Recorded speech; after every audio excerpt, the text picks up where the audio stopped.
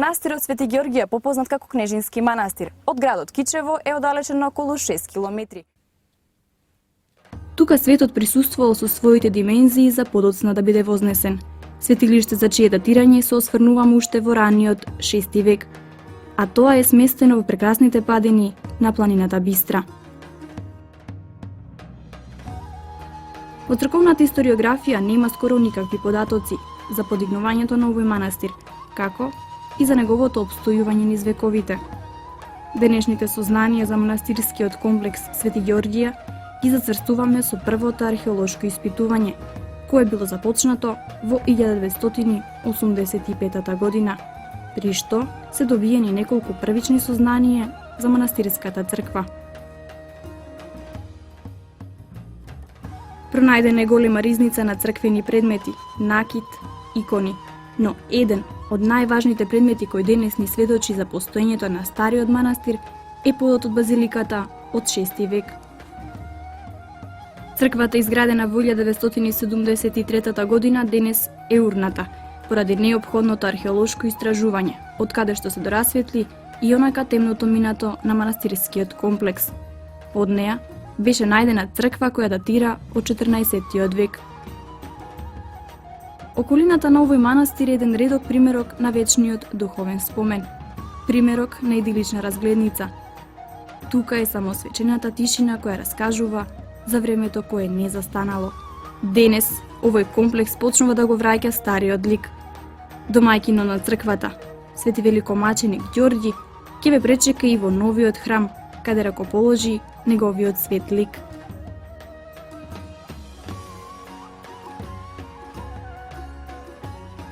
При самото стапнување во манастирската црква ќе го забележите ореовиот иконостас, а перото на сестринството од манастирот Света Богородица Елеуса од Велјуса ти се чини го достигнало совршенството олицетворено во библиските ликови. В срцето на манастирот се трите извори. Водата која тече од нив, бистра како кристал, е вода која истекува од престолот на Бога и на јагнето, со единствено значение дека овие три води се чудотворни и лекуваат многу болести. Преку нивното непрестојно жуборкање ја даваат силата, олицетворена во човековото здравје. Бог ни го дарил сето ова. Првиот извор е посветен на Света Недела, другиот на Света Петка, а третиот пак на Преполовение или Руса среда.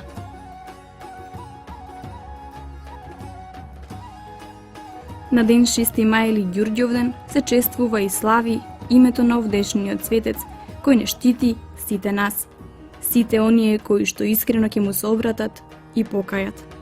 Чествувањето започнува со утринската молитва или похвала упатена кон Свети Ѓорѓија, на која секој може да присуствува. На тој голем ден во целиот манастир се слави и се дава ручек. Манастирот слави на 11 октомври секоја година, со единствена причина дека тоа е денот на осветувањето на новата постоечка црква. Еднонеделно попладне посетете го ова преубаво светилиште, затоа што Божјата заповед вели: 6 дена работи, 7-миот посвети му го на твојот Бог, Исус Христос. По неговото опожарување во 1739 година, иконата на Богородица со Исус прелетнува на местото на денешниот манастир Света Богородица Пречиста.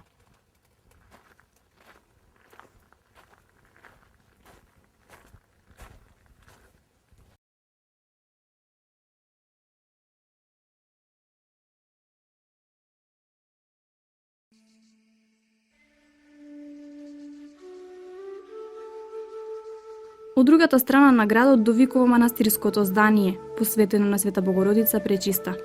Дојдете и тука, затоа што приказната нема цела да ви се склопи ако не наминете и овде.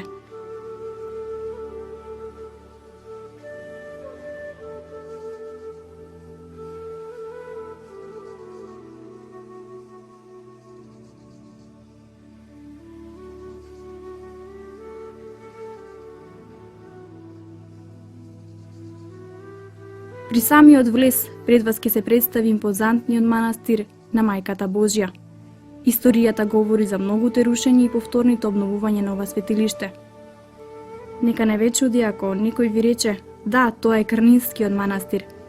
Овој епитет го добива по селото Крнино, кое што некогаш постоело недалеко од денешниот манастирски комплекс.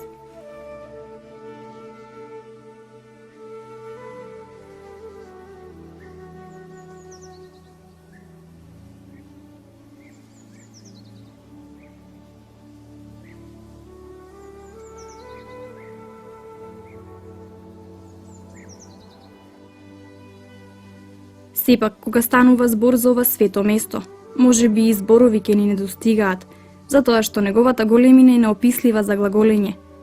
Но неизбежно за спомнување пак е чудотворната двообразна икона на Богородица со Исус од едната страна, а од другата нашиот Спасител, Исус Христос.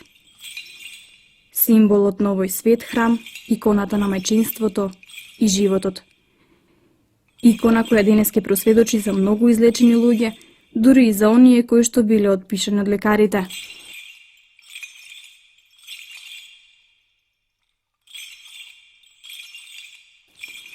По нејзината легенда се сврзуваат најзначајните два манастира од овој град.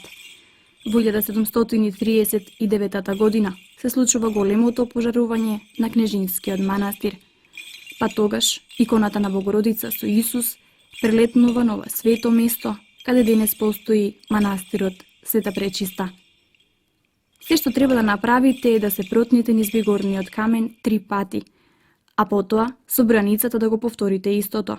Благословено е царството на Отецот и Синот и Светиот Дух, сега и секогаш. Со искрено срце и молитва ќе бидете благословени од Мајката Божја. А за да вашето исцеление биде комплетно, ќе си наполните од светата вода, чиј извор се наоѓа под пресветата икона, со значение дека и оваа вода е лековита.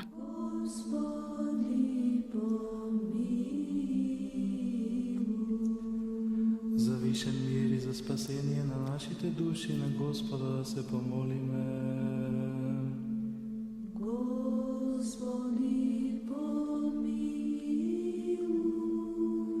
За мир на целиот свет, за добросостојба на светите Божји цркви и за соединување на сите на Господа, да се помолиме. Манастирот доживува многу страданија, многу пати бил рушен, но повторно бил воскреснуван. Сегашната манастирска црква е изградена во 1850 година од игуменот Теодосије. Неговите мошти ќе ги забележите пред влезот на самата манастирска порта. На неговото почивалиште ќе ве озари 16-крачното сонце Вергина, представено како символ на македонскиот народ. Кога ќе влезите во манастирската црква од десната страна, ќе ве пресретне импозантниот иконостас. За честното презвитерство, Христа дјаконство, за сиот клир и сите луѓе на Господа да се помолиме. А од кога ќе запалите свеќи за здравје, препуштете ги вашите очи да потонат во пречистите фрески. За нашата држава Република Македонија. Незаменливиот Дичо Зограф и неговите следбеници ги оставиле своите подписи на иконите. 2 години по осветувањето на манастирската црква во 1852 година, со помош на прилози од крушевчани, се започнува со сликање на олтарниот простор. За секој град, земја и за оние кои што со вера живеат во Иконостасот е големо ремек дело на Дојчин Зулфа. Тој ја изработува архитектонската конструкција, а декоративните работи се заслуга на неговиот син Добре. Овој единствен примерок е изработен во 1864 година, во времето на игуменот Стефан. Во средишниот дел од манастирскиот пот забележавме надпис каде 2 орли како да го држат манастирот.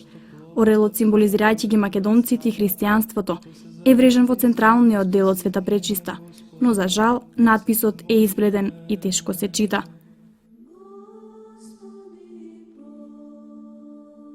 Големината на ова светилиште не запира тука.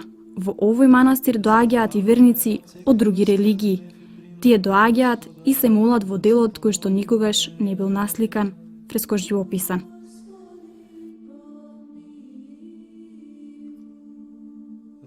спаси, помилуй и зачувај ме Боже со Твојата. Овој манастир е едно убаво и богоугодно место, далеко од сите динамичности што ги носи современиот живот.